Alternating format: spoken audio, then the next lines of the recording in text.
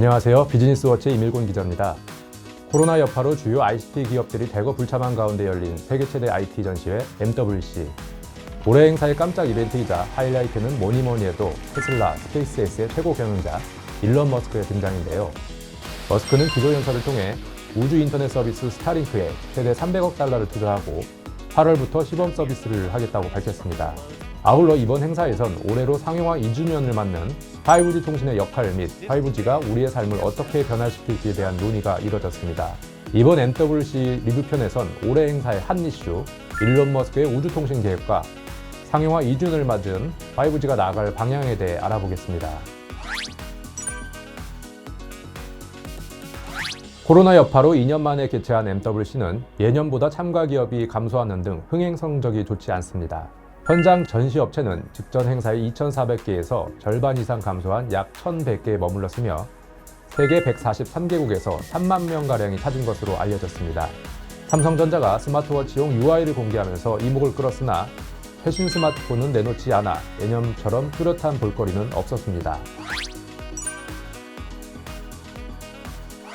MWC가 꺼내든 회심의 카드는 일론 머스크의 기조연설이었습니다. 머스크가 등장한다는 소식은 MWC 홈페이지에서 행사를 불과 일주일 정도 앞두고 공개됐는데요. 말 그대로 깜짝 이벤트입니다. 화상 인터뷰 방식으로 진행된 기조연설에서 머스크는 위성으로 국가를 투어해 세계를 대상으로 한 통신 서비스 계획을 밝혔습니다. 이를 위해 스타링크에 200억에서 300억 달러를 투자한다고 밝혔는데요. 내달부터 세계를 대상으로 시범 서비스에 나서겠다고 소개했습니다. 스타링크는 머스크가 세운 우주 탐사 기업 스페이스X의 위성 인터넷 사업부가 추진하는 프로젝트입니다. 오는 2027년까지 12,000대의 위성을 발사해 지상통신 인프라가 구축되지 않은 국가와 지역에 초고속 인터넷 접속 환경을 구현하는 것을 목표로 하는데요. 스페이스X는 지난달 말 기준으로 1,100여 개의 위성을 스타링크 서비스에 사용하고 있습니다. 머스크는 가입자 수가 앞으로 1년 안에 50만 명으로 확대될 것이라고 밝혔는데요. 아울러 여러 곳의 통신사들과 협상을 추진하고 있다고 소개했습니다. 위성을 기반으로 한 우주통신은 지상의 기지국이 커버하지 못하는 지역에서 인터넷이나 휴대폰 사용을 가능하게 합니다. 앞서 페이스북은 상공에 드론을 띄워 레이저를 쏴서 지상과 데이터를 주고받는 방식으로 인터넷을 보급하는 프로젝트를 추진하기도 했습니다. 제프 베조스의 아마존은 100억 달러를 투자해 3,000개 이상의 저궤도 위성을 띄워 인터넷망을 구축하는 프로젝트 카이퍼를 추진하고 있고요. 또 손정희 회장이 이끄는 소프트뱅크는 위성 네트워크 스타트업인 스카이로와 업무 제휴를 맺고 사물 인터넷에 위성 통신을 연결한다는 계획입니다. 머스크가 추진하는 스타링크 서비스의 현실화 여부에 관심이 모이는데요. 이를 위해선 우선 세계 각국의 복잡한 통신 규제 문제를 해결해야 합니다. 관련 기업들이 위성을 경쟁적으로 쏘아 올리면서 위성 간 충돌 위험이 높아지고 있는 것도 해결해야 할 과제로 꼽힙니다. 실제로 스타링크 위성은 다른 위성과 충돌할 뻔한 상황이 종종 발생하고 있습니다. LG U+의 황현식 대표이사는 지난달 30일 기자간담회에서 스타링크의 글로벌 서비스가 통신 산업의 게임 체인저로 작용할 수 있느냐는 질문에 단언하기 어렵다고 답했습니다. 다만 황 대표는 위성 통신이 6G 시대에 중요한 역할을 맡을 것이며 통신사들도 이에 대비해야 한다고 말했습니다. 스타링크 서비스 상용화는 저궤도 통신 위성을 활용해 6G를 준비하는 기존 통신사와의 본격적인 경쟁을 예고한 것이라 의미가 있습니다.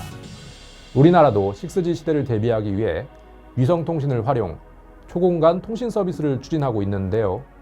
이를 위해 정부는 2031년까지 총 14기의 저궤도 통신 위성을 발사한다는 계획입니다.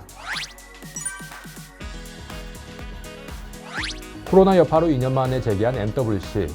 올해에는 예년 행사에 비해 5G 통신에 대한 청사진을 더욱 구체화했다는 평가를 받고 있습니다.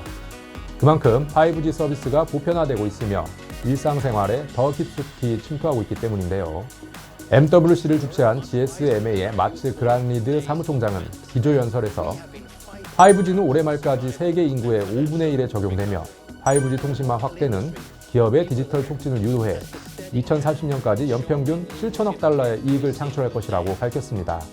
이번 MWC에선 5G 네트워크 자체에 대한 중요성과 함께 활용에 대한 고민도 깊어졌다는 평가가 나옵니다. 5G는 최근 5년간 MWC에서 단골 의제로 제시되었습니다.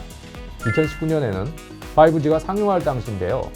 당시 구현 가능한 서비스를 중심으로 논의가 이뤄졌다면 올해에는 5G가 사회적, 산업적으로 네트워크의 역할을 어떻게 할 것인지, 우리의 삶을 어떻게 변화시킬지에 대한 논의가 활발해졌다는 평가가 나오고 있습니다.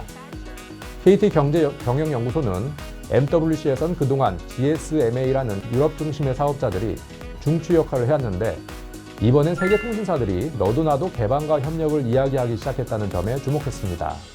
이례적으로 온라인과 오프라인 방식을 병행해 열린 MWC.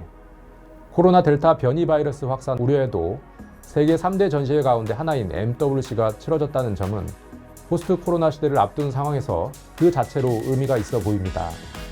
통신기술의 발달이 코로나 시대를 슬기롭게 극복할 수 있는 발판이 될지 관심이 모입니다.